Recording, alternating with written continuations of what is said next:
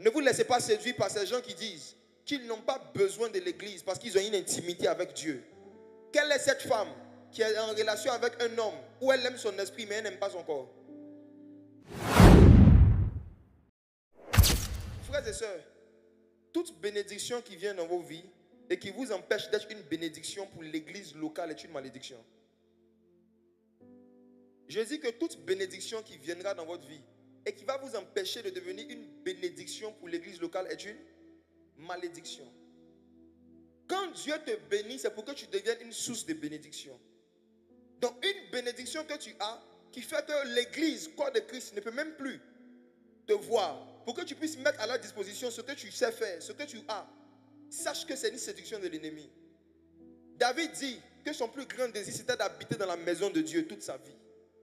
Quand vous regardez dans le livre des Actes, les premiers chrétiens qui étaient tombés amoureux du Saint-Esprit, on dit qu'ils se réunissaient chaque jour dans les maisons. Les gens cherchaient des opportunités de se réunir avec des frères et sœurs.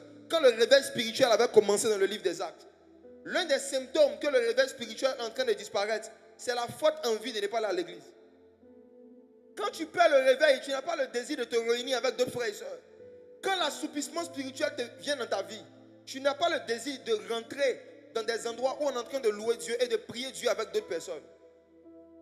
Frères et sœurs, ne vous laissez pas séduire par ces gens qui disent qu'ils n'ont pas besoin de l'église parce qu'ils ont une intimité avec Dieu. Quelle est cette femme qui est en relation avec un homme où elle aime son esprit mais elle n'aime pas son corps? Quelle est cette épouse qui a une relation avec son mari où elle est proche de son esprit mais elle s'éloigne de son corps? C'est quelle femme ça? C'est femme de nuit ou bien? Il y a une église dans notre génération qui dit qu'ils sont proches de l'esprit mais qui n'aiment pas le corps de Christ. C'est une église femme de nuit. Il y a des chrétiens femmes de nuit. Ils aiment l'esprit de Jésus mais ils n'aiment pas le corps de Jésus.